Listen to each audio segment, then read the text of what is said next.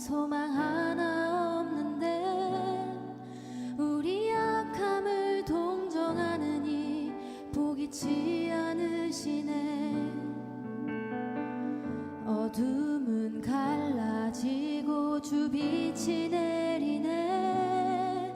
빛으로 생명 되신 예수 소망을 이루셨네.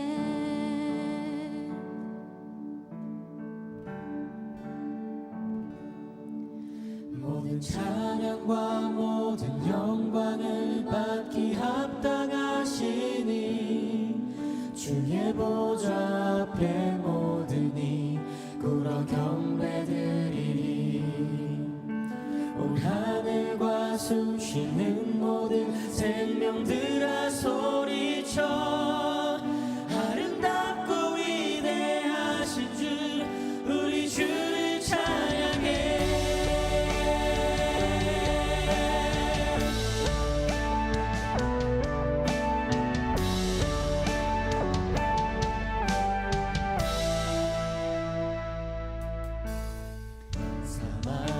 무너지고 소망이 맺네.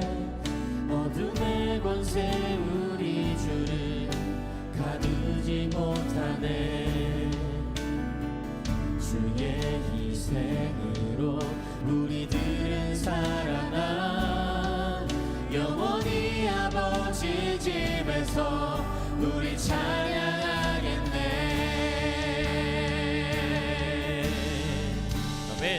모든 찬양과 모든 영광은 받기 합당하시니 주의 보좌 앞에 모든이 꿇어 경배드리리. 온 하늘과 숨쉬는 모든 생명들아 소리쳐 아름답고 위대하신 주 우리 주를 찬양해.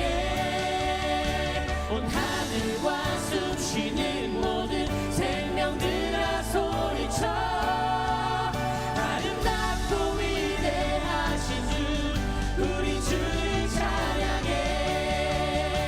온 하늘과 숨쉬는 모든 생명들아 소리쳐 아름답고 위대하신 주 우리 주를 찬양해. 온 하늘과 숨쉬는 모든 생명들아 소리쳐 아름답고 위대하신 주 우리 주를 찬양해.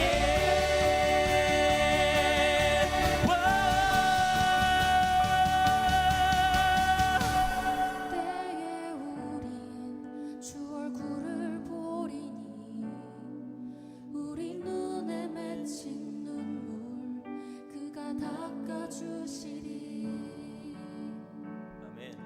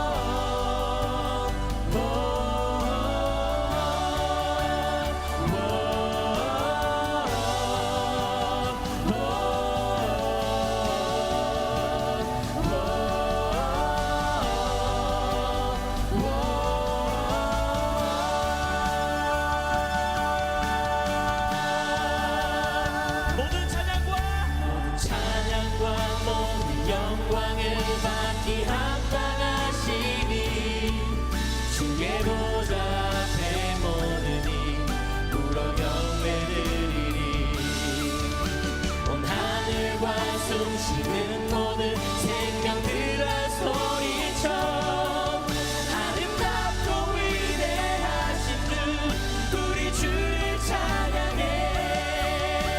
온 하늘과 숨쉬는 모든 생명들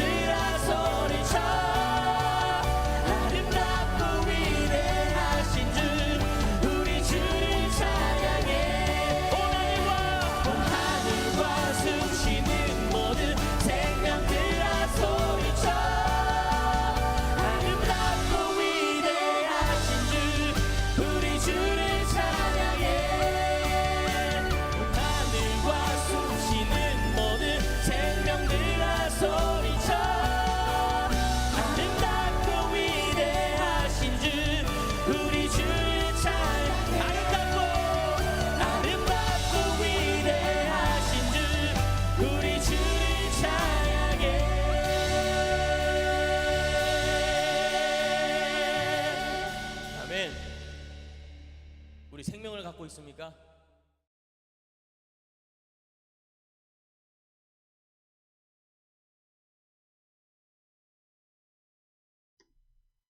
여러분 안녕하세요. 콜트채플에 오신 여러분을 환영합니다. 저희는 콜트채플의 영무!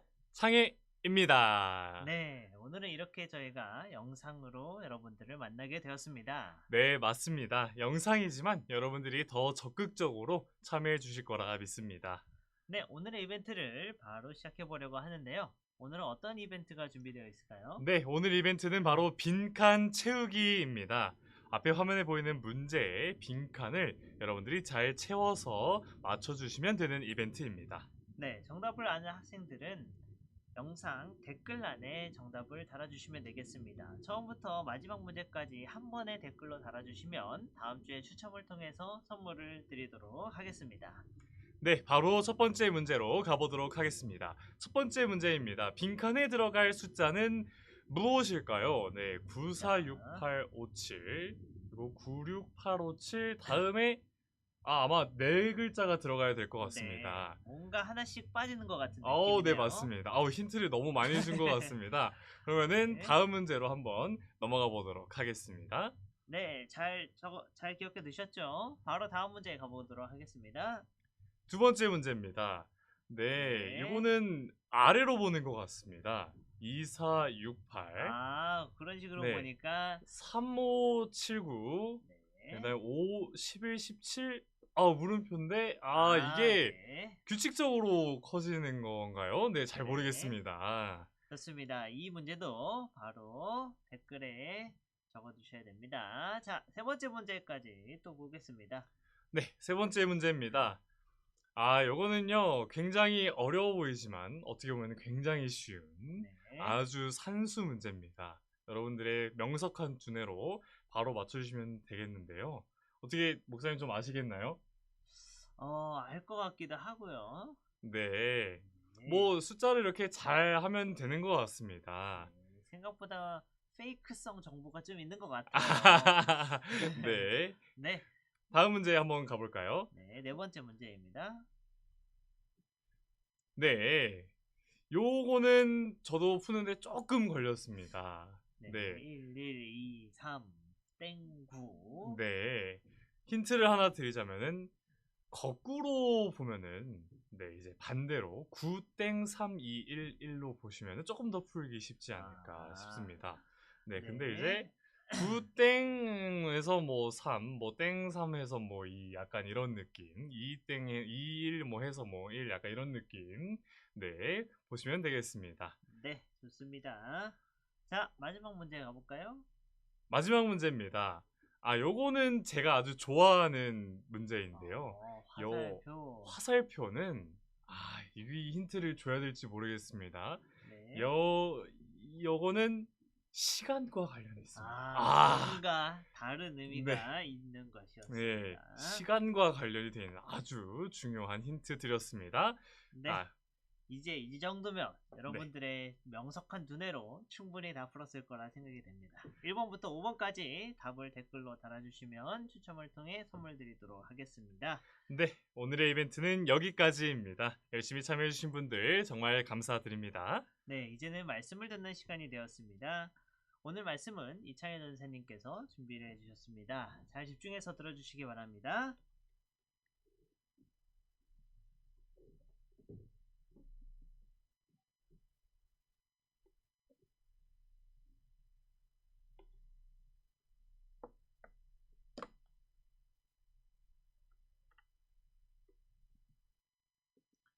여러분 안녕하세요.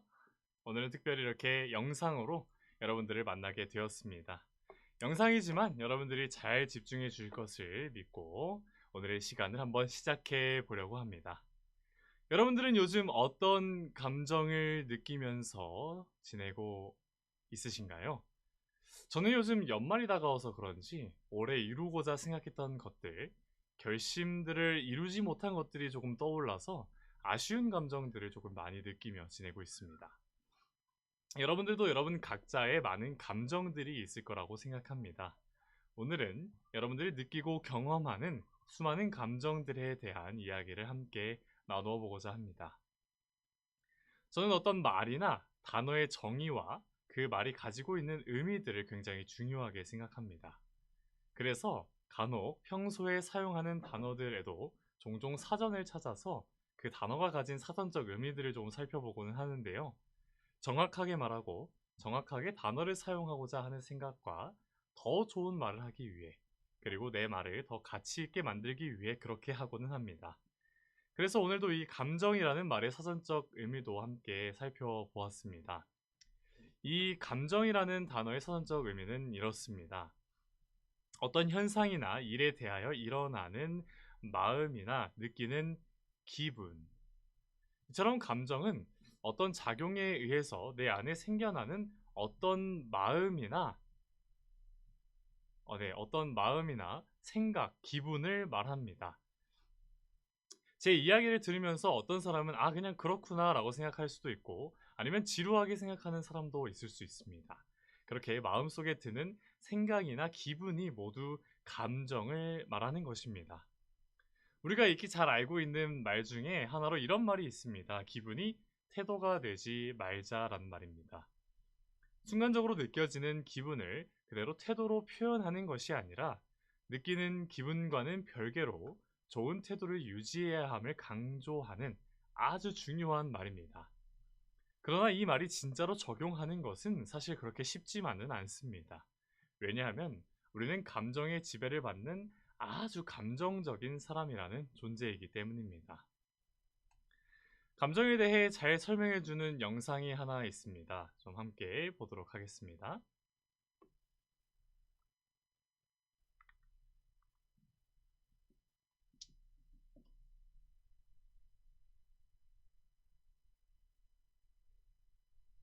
여러분들을 뵙고 짧은 시간이지만 제일 많이 썼던 단어가 감정, 마음, 소통, 뭐 조금 어렵게 표현하면 정서, 이런 표현들을 썼습니다. 자, 그렇다면 과연 감정이란 무엇일까요? 감정은 자극에 대한 몸의 반응이라고 할 수 있습니다. 갓 태어난 갓난아기도요, 굉장히 불쾌한 냄새를 딱 맡게 하면 찡그립니다. 태어난 지 몇 분 안 된 아이도. 자, 우리 한번 생각을 해봅시다. 여러분이 산에 갔는데 뱀을 봤어요. 물론 뱀을 좋아하시는 분도 있습니다. 네, 있습니다. 그래도 산에 가서 보면 싫지. 네, 그분들 뭐 약간 좀 이렇게 옆에 두고요. 대부분의 많은 사람들은 뱀을 보면 깜짝 놀랍니다. 그리고 약간 무섭습니다. 그리고 나를 안전하게 지키기 위해, 나를 보호하기 위해서 약간 깜짝 놀라면서 어머나 이러면서 도망갑니다. 자, 이 뱀이라는 자극에 대한 나의 몸의 반응이 감정입니다. 자, 조금 더 쉬운 예를 한번 들어볼까요? 자, 어떤 아빠가 아들을 키웁니다. 초등학교 4학년이에요. 근데 아들은 너무 여리고 섬세한 아이예요. 근데 아빠는 불굴의 의지로 맨바닥에 헤딩을 하면서 성공을 한 아버지입니다. 그래서 이 아들을 보면 너무 사랑하는데, 이 아들을 보면 이 험난한 세상을 얘가 어떻게 살아갈까 걱정이 됩니다. 그래서 퇴근하라고 와서 아빠 왔다. 그러면 아들이 아빠 오셨어요? 다녀오셨어요? 이러길 원합니다. 그런데 이 아들은 섬세한 아이예요. 그래서 아빠가 아빠 왔다 너 뭐하니? 했을 때 다녀오셨어요? 이렇게 표현하는 아이예요. 사실 뭐 어떻습니까? 요즘 대세입니다, 부드러운 남자가. 그런데 이 아빠는 아이를 너무 사랑하기 때문에 걱정을 합니다. 싫으세요. 근데 싫은 마음 밑면에는 사실 걱정하는 게 있는 겁니다. 그 걱정이 싫은 것처럼 표현되는 거지, 사실은 얘가 이 험난한 세상을 살아갈 수 있을까? 이렇게 걱정이 되는 겁니다. 자, 그러면 이 아빠는 이렇게 말합니다. 야, 너 그래가지고는 이 험난한 세상 못 살아간다. 밖에 나가면 무림천하야. 너 이래가지고는 안 돼. 자, 똑바로 차렷. 열중셔. 차렷. 자, 똑바로 인사. 안녕하세요. 방울뱀 소리 한번 내야 됩니다. 그리고 나서 다시 아이한테 똑바로 인사하라고 합니다. 자, 이 아빠는 아들을 사랑했을까요? 안 사랑했을까요? 사랑하죠. 그렇죠. 아빠는 사랑하고 이 아이가 잘 되기를 바라는 선한 의도에서 시작을 합니다. 그런데 이 자극은 아이 입장에서는 싫습니다.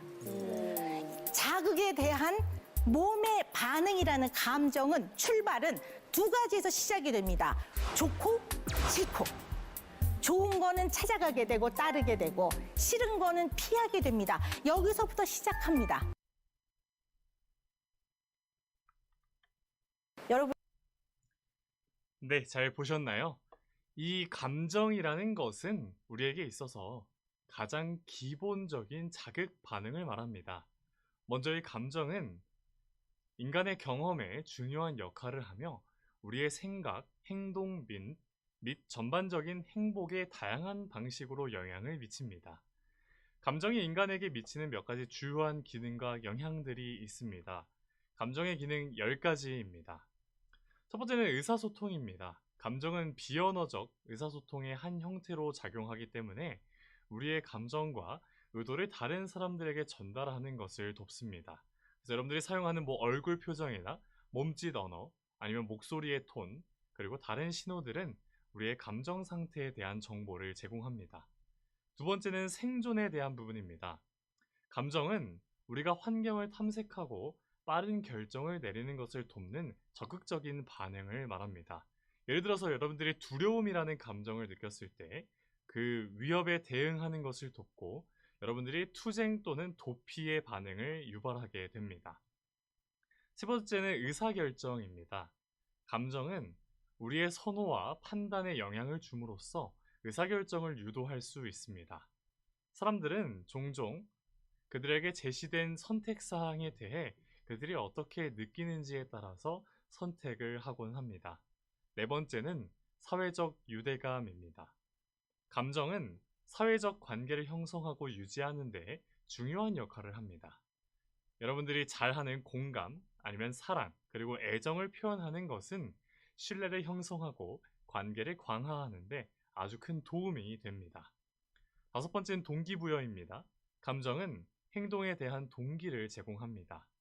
예를 들어서 행복과 즐거움에 대한 욕구는 우리가 즐거운 경험을 찾도록 동기를 부여하는 반면에 부정적인 결과에 대한 두려움은 우리가 해롭거나 위험을 피하도록 이끌 수 있습니다. 여섯 번째는 대처법입니다. 감정은 우리가 어려운 상황에 대처할 수 있도록 도움을 줍니다. 슬픔은 우리가 상실을 처리할 수 있도록 도와주고, 분노는 우리가 부당함을 해결할 수 있도록 동기를 부여해 줄 수 있고, 슬픔은 우리가 다른 사람들로부터 지원을 구하도록 촉진할 수 있습니다. 일곱 번째는 자기 조절입니다. 감정은 자기 조절과 자기 인식에 있어 필수적인 요소입니다.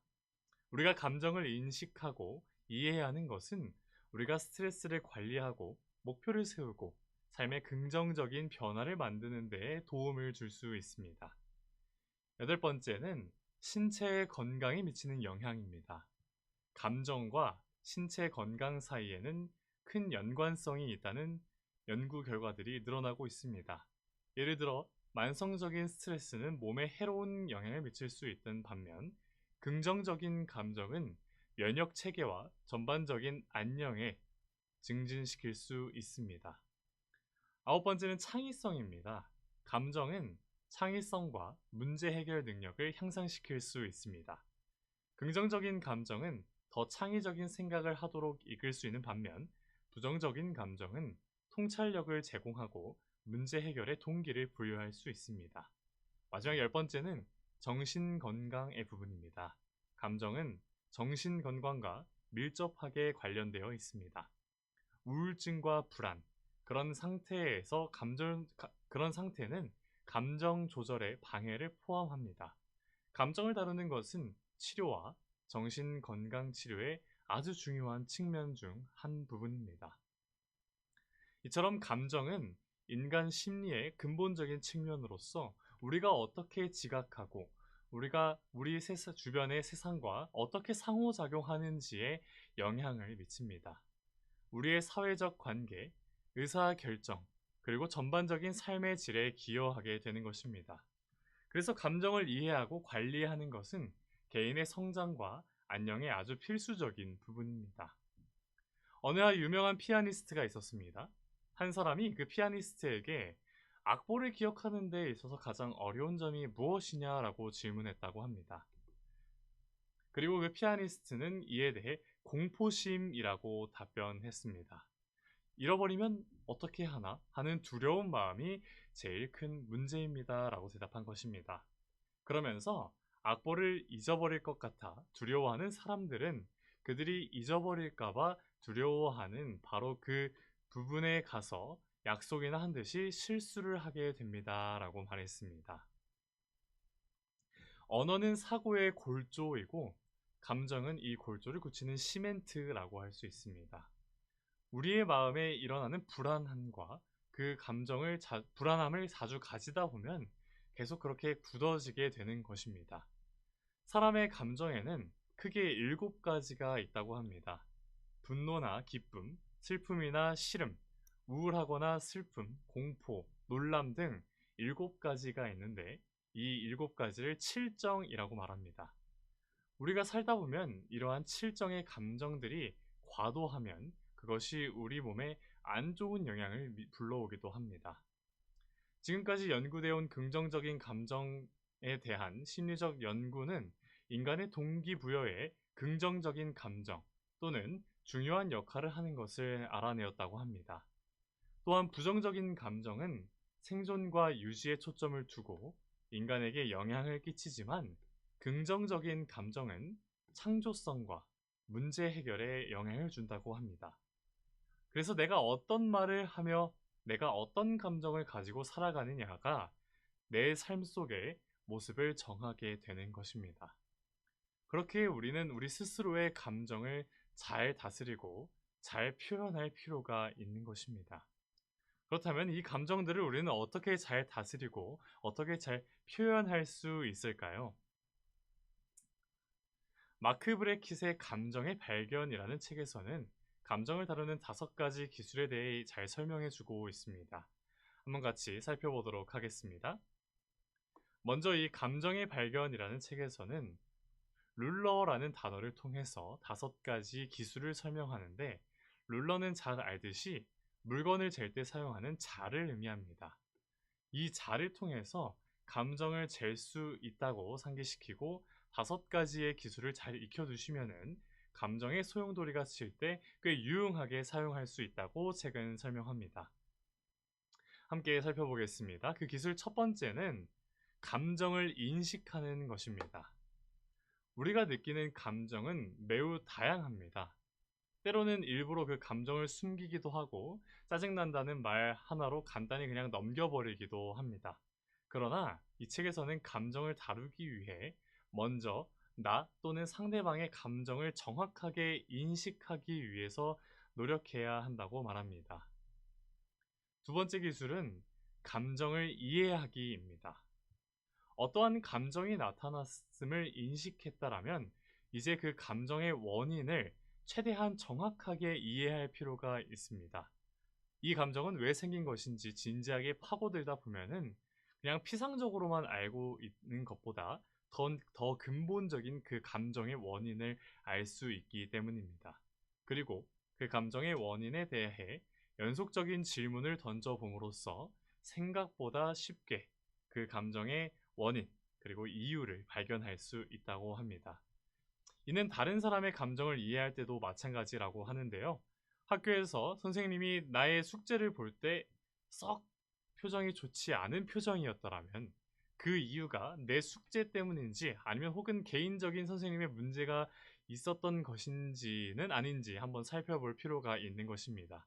안 그러면 오해로 인한 부정적인 감정이 발생할 수밖에 없기 때문입니다. 세 번째는 감정의 이름 붙이기입니다. 감정은 매우 다양합니다. 단순히 기쁘다, 슬프다, 화가 난다는 정도의 표현만으로 그 상황을 정확하게 묘사하기는 어렵습니다. 지금의 감정을 명확하게 표현하기 위해 무드미터를 활용해 보면 좋습니다. 현재 내가 가진 활력과 쾌적함에 따라 보다 정확한 감정이 결정됩니다. 바로 이 표가 무드미터라는 표입니다. 여러분들은 이 중에 어떤 감정들을 주로 느끼곤 하나요? 보시면 쾌적함과 활력 정도로 나눌 수 있습니다. 그래서 가장 쾌적함이 좋고 가장 활력이 높은 단계를 황홀한이라는 감정으로 표현할 수 있고, 가장 쾌적함이 낮고 활력이 가장 낮은 단계를 절망한이라는 감정으로 표현해 볼 수 있습니다. 이처럼 여러분들이 느끼는 여러분들의 감정에 정확한 이름을 붙여주면 오히려 그 감정에 대한 인식이 뚜렷해집니다. 그냥 애매모호하게 스트레스라는 이름으로 뭉끈들여 그냥 생각할 때보다 감정에 대한 이해가 더 명확해지고 그 원인도 분명해지는 것입니다. 그래서 더 이상 내가 느끼는 불편함의 원인을 모른 채 무의식적인 에너지 소비가 필요 없어지게 되는 것입니다. 그리고 더 나아가서 이를 해결할 방법도 자연스럽게 떠오르게 된다고 합니다. 네 번째는 감정을 표현하기입니다. 감정을 표현하는 일은 사실 가장 어려운 일 중 하나입니다. 자칫 잘못했다가는 사람들에게 나쁜 인상을 줄 수도 있기 때문입니다. 반대로 감정을 삭히다가는 병이 들고 말곤 합니다. 이 책에서는 그런데도 적절히 감정을 표현할 수 있어야 한다고 말합니다. 때로는 감정을 적는 것 역시 큰 도움이 된다고 말합니다. 그렇다고 상대방에게 그냥 불쾌함을 주는 감정을 그 자리에서 그대로 표현하라는 것은 아닙니다. 앞서 배운 감정 인식, 그리고 감정 이해, 그리고 이름 붙이기 과정을 통해서 더욱 명확한 메타 인지를 거친 후에 솔직하고 차분한 언어로 감정을 표현해야 합니다. 그래야 더 맥락에 맞는 감정 표현을 할 수 있고 오해도 줄일 수 있기 때문입니다. 또한 그것이 어렵다면 감정 일기를 써보는 것도 좋은 대안 중 하나라고 합니다. 마지막 다섯 번째는 감정 조절하기입니다. 위의 네 가지 방법을 배우는 이유는 결국 우리의 감정을 상황에 맞게 잘 조절하기 위해서입니다. 그리고 이 감정 조절하기라는 중요한 기술을 위한 방법으로 5가지의 방법을 다시 제안하고 있습니다. 그 5가지는 이렇습니다. 마음 챙김 호흡, 마음을 진정시키는 호흡을 해보는 것, 전망하기 전략, 미리 감정 유발 요소를 예측하고 피해보는 겁니다. 세 번째는 주의 돌리기 전략, 다른 곳으로 관심을 돌려보는 것, 그리고 인지 재구조화 전략, 감정 유발 원인을 새로운 시각으로 바라보는 것입니다. 그리고 마지막 5번째는 메타 모먼트라고 잠시 멈추고 최고의 나, 최고의 자신을 다시 떠올리며 생각해보고 행동하는 것입니다. 이처럼 우리는 순간순간의 감정에 영향을 받으며 살아갑니다. 그런데 그 감정을 어떻게 표현하고 우리가 어떻게 사용하는지는 여러분들 개개인에게 달린 문제입니다. 이 땅에 내려오셨던 예수님도 세상에 살며 수많은 감정을 느끼셨습니다. 예수님께서는 주로 어떤 감정을 느끼고 그 감정을 어떻게 표현하셨을까요? 우리 함께 예수님의 감정에 대해서 함께 살펴보고자 합니다. 먼저 예수님의 감정 첫 번째는 자비입니다. 마태복음 9장 36절에는 이런 말씀이 있습니다. 무리를 보시고 불쌍히 여기시니 이는 그들이 목자 없는 양과 같이 고생하며 기진함이라. 이어서 14장 14절에는 이렇게 말합니다. 예수께서 나오사 큰 무리를 보시고 불쌍히 여기사 그 중에 있는 병자를 고쳐주시니라. 예수님께서는 사람들의 육체적 어려움뿐만 아니라 그들의 삶을 망가뜨리는 마음의 깊은 어려움까지 보셨습니다. 그리고 불쌍히 여기심으로 반응하셨을 뿐 아니라 그들에 대한 사랑 때문에 그들의 고통을 덜어주고 자비를 베풀 기회를 주고자 하셨습니다. 여러분들은 얼마나 자비로운 마음을 가지고 있나요? 우리 자랑스러운 원주36 학생들로서 우리가 그냥 반응만 하는 것이 아니라 어떤 반응에 자비롭게 행동하려고 애쓰는 여러분 모두가 되기를 바랍니다. 예수님의 감정 두 번째는 분노입니다. 어떤 불의 앞에서 분노를 표현하지 않는 것은 도덕적으로 연약하다라는 표시입니다. 예수님께서는 불의를 행하는 자들을 보시고 그 불의를 행하는 것을 하지 못하도록 하셨습니다. 마가복음 3장 5절의 말씀은 저희 마음의 완악함을 근심하사 노하심으로 저희를 둘러보시고 10장 13절에선 사람들이 예수의 만져주심을 바라고 어린아이들을 데리고 오매 제자들이 꾸짖거늘이라고 기록하고 있습니다. 예수님은 병자의 절박한 요구에 몰인정한 사람들에게 그리고 어린아이들이 다가오는 것을 꾸짖는 제자들에게 분노하셨습니다. 여러분들의 마음속에는 어떤 분노의 감정들이 남아있나요? 친구를 때리고 싶은 분노의 감정? 아니면 학교를 벗어나고 싶은 분노의 감정? 여러분들 안에 여러 분노의 감정들이 있겠지만 나를 위한 분노, 내 이익을 위한 분노보다는 불의와 잘못된 것에 분노해 보시길 바랍니다. 그리고 그런 불의와 잘못됨에 대한 분노를 현명하게 잘 표현해보는 여러분 되길 바랍니다. 예수님의 감정 세 번째는 기쁨입니다. 예수님께서는 하나님을 통해 매 순간 기쁨을 경험하셨습니다. 누가복음 10장 21절은 이렇게 말합니다.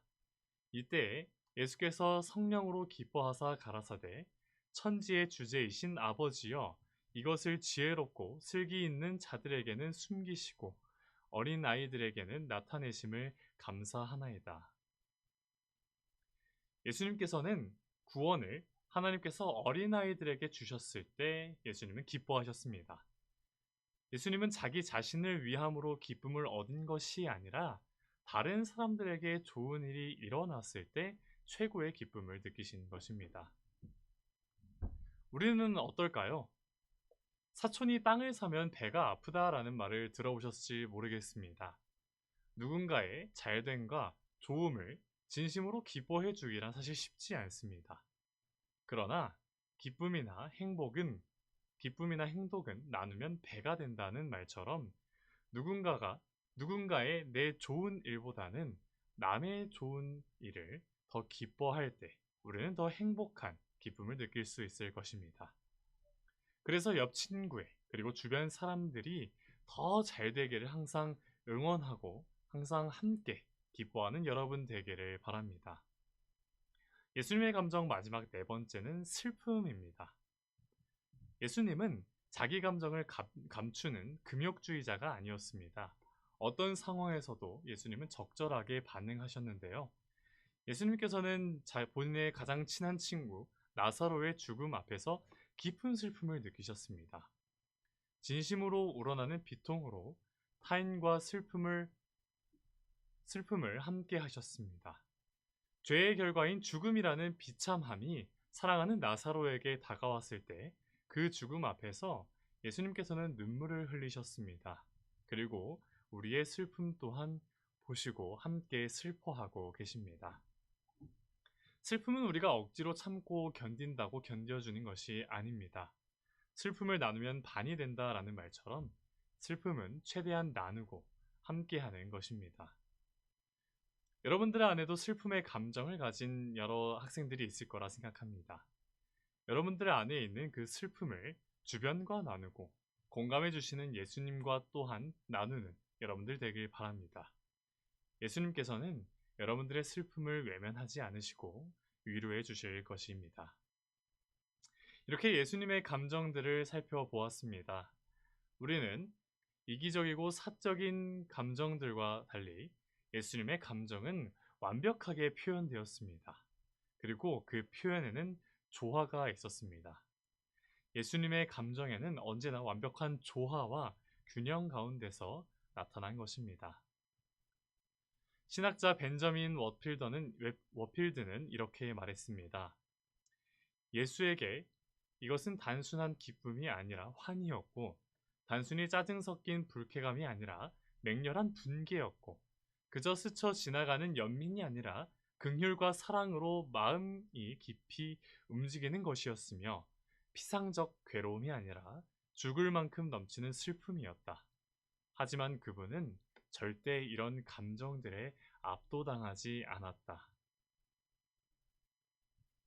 우리 또한 살아가며 수많은 감정들을 느끼며 살아갈 것입니다. 그러나 그런 감정에 휘둘려 살 것인지 아니면 그 감정들을 내가 잘 표현하고 잘 다스리며 살 것인지는 여러분들 스스로 결정할 부분인 것입니다. 앞서 소개한 예수님의 감정 표현은 나를 위한 감정 표현보다는 남을 위한 감정 표현이 주를 이루셨습니다. 그리고 그 감정 표현은 조화와 균형을 갖춘 완벽한 감정 표현이었습니다. 우리가 예수님과 같이 완벽한 감정 표현을 하면서 살 수는 없겠지만 그렇게 하기 위해서, 그것과 닮아지기 위해서 노력할 수는 있습니다. 앞으로 수많은 느끼며 살아갈 감정들 속에서 예수님과 같이 현명하게 표현하고 느끼며 살아가는 여러분 되기를 간절히 바라며 오늘 말씀을 마치겠습니다. 함께 기도하겠습니다. 사랑이 많으신 하나님 아버지, 오늘 함께 감정에 대한 이야기를 나누었습니다. 예수님께서 우리에게 보여주신 조화와 균형적인 감정 표현을 배웠습니다. 주님, 저희가 예수님과 같이 조화롭고 균형 있게 감정을 표현하고 감정을 잘 다스리며 살아갈 수 있는 저희 모두가 될 수 있도록 인도하여 주시옵소서. 오늘 하루도 저희와 함께 해줄 것을 믿고 감사드리며 사랑이 많으신 예수님의 이름으로 간절히 기도드립니다. 아멘.